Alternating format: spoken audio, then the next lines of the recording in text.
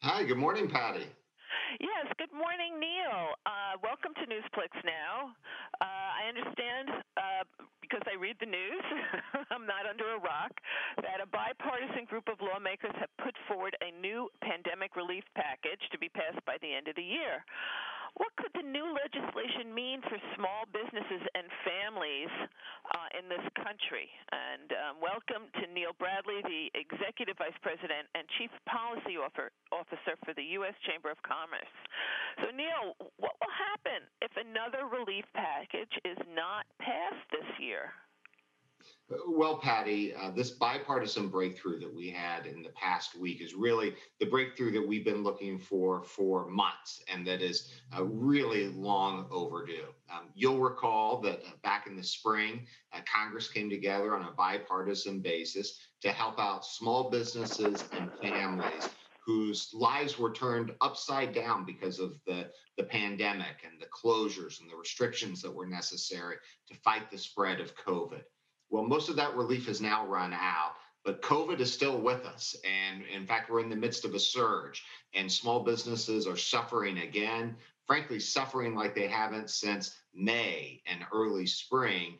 And federal assistance is desperately needed. And so it's past time for lawmakers to put their differences aside and find a way forward. Frankly, the livelihoods of tens of thousands of Americans, the survival of tens of thousands of small businesses are on the line in the next couple of days with this decision.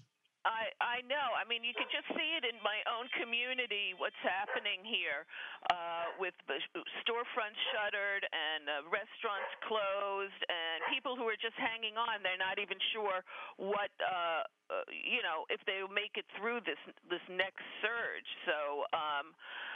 I guess the Yeah, delay would be catastrophic, right, for the country that's if they exactly can't right. make something like this happen.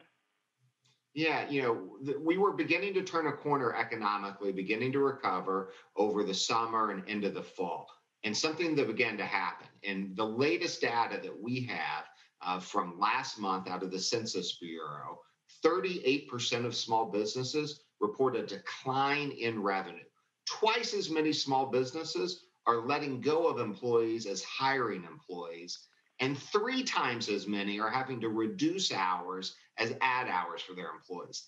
And we're in the holiday season. We're at the high time for thousands of small businesses and restaurants. And if they don't get relief, we're going to see boarded up windows on Main Street and a lot of these businesses that are never going to come back.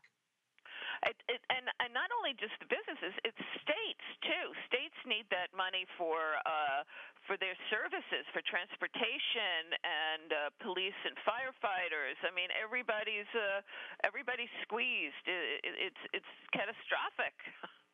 Well, you're exactly right. We've really come to appreciate those of us with school age children, what an amazing job our teachers do for us in the classroom day in and day out. But when you think about those teachers and the first responders that you mentioned, there are 1.3 million people, fewer people, working in those frontline roles for state and local governments today as compared to back in February. And so, if we don't get those people back hired, if we don't get them back in the classroom, back in the firehouse, back in the police department, we're going to have even greater problems over the long term. And so, we're pleased to see that this bipartisan package that's coming together does include relief for state and local governments. It's even incredible in this current environment that the legislation is even bipartisan. It's heartening to see finally people coming together for the good of the country. We spent a lot of time in the last month talking about what the election meant.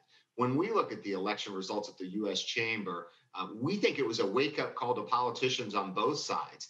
They didn't give an overwhelming mandate to Republicans or to Democrats. What they basically said is, you guys need to get back in there and you need to get to work and you need to start solving some of these problems. And so we're pushing really hard at the U.S. Chamber on lawmakers on both sides of the aisle. Compromise is not a four-letter word. Failure might be a four-letter word, and all of us are going to be using a lot of four-letter words if they don't get this done in the next couple of days and provide relief to families. I think I failed to mention something that is particularly devastating. The day after Christmas, 12 million Americans will be kicked off their unemployment insurance, cold, completely kicked off unless Congress acts. I don't believe that there's any Republican or Democrat who wants that to happen. So they need to get over their differences, get this done, and deliver something for the American people this holiday season. Well, I echo your concerns, and I hope you are correct that they are, this bipartisan relief is coming our way. Where can people go for more information?